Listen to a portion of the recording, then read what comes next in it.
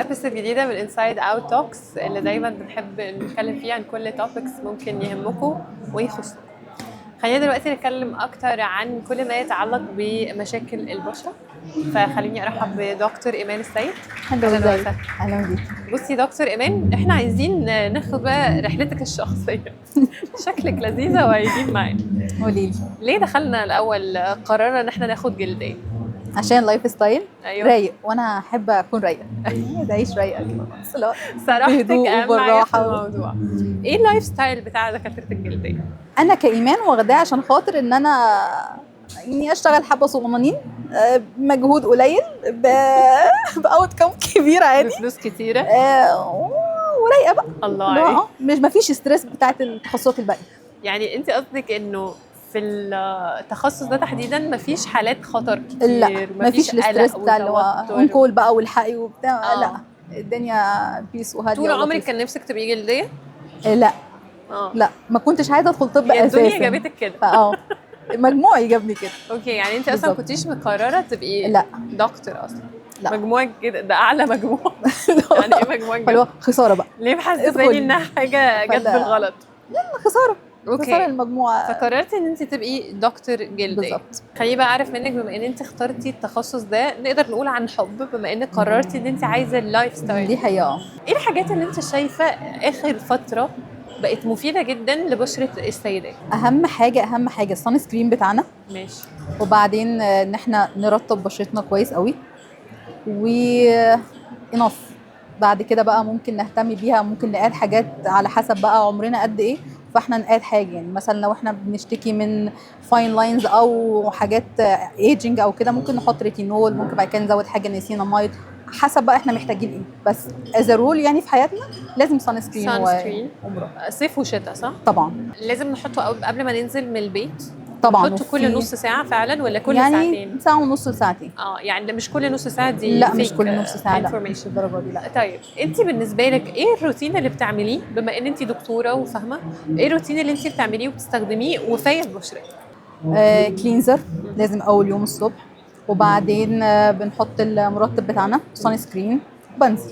بس خلاص كده؟ بس كده طب خلاص. وبالليل قبل ما تنامي؟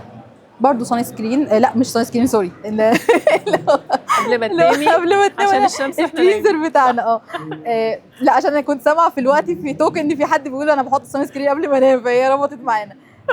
لازم الكلينزر مرطب، وبعد كده انا بحط الحقيقه حاجه زي هيلورونيك اسيد كمان ادد فوق المرطب العادي بتاعي، وريتينول.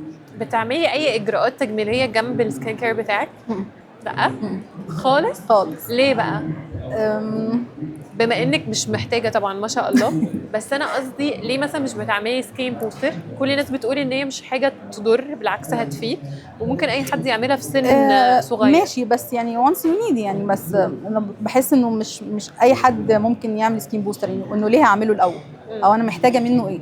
يعني في بعض الناس ممكن يحصل لها ساجنج شويه، لاكستي شويه، فانا عايزه اعمل ده حتى لو سنه صغير عادي.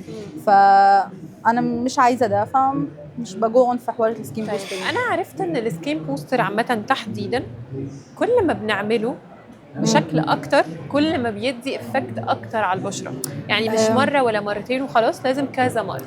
ماشي، هو كذا مره ده يعني مرتين ل3 في السنه، ده اول مره كبروتوكول، وبعد كده وانس يو نيد يعني ممكن كل 6 شهور مرتين او مره بعد كده، انما مش اكتر من 3. لا اكتر من 3 كتير قوي. مواظبه انها كل 3 شهور تعمل. في ناس بتعمل ده. في ناس بتكون بشرتها محتاجه ده. انما ايه اللي بيخليني محتاجه اعمل سكين بوستر؟ في بعض الناس اللي يعني امتى تبصي في وشي تقولي لا انت محتاجه تعملي سكين بوستر؟ في بعض الناس بعد دايت شديد شويه، في بعض الناس بيكون عندهم بيجمنتيشن او في لاكستي شويه في السكين عندهم، او ممكن انه از جلوي بس بقى قبل ايفنت او حاجه هي محتاجه تروحها بسرعه. فده بيبقى حلو جدا معاهم.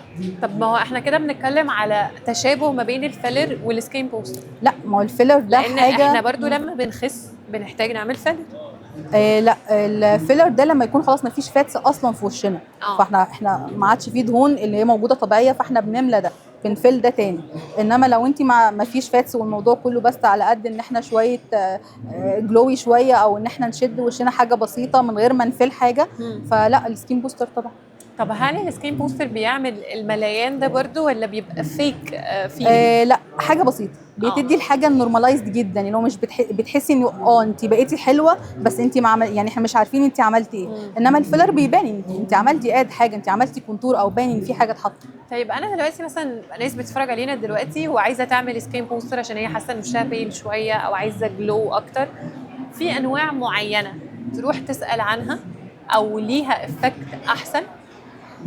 طبعا على حسب، يعني هي في بعض السكين بوسترز بيكون فيها شويه تفتيح، فدي انواع معينه ماشي نروح هنا.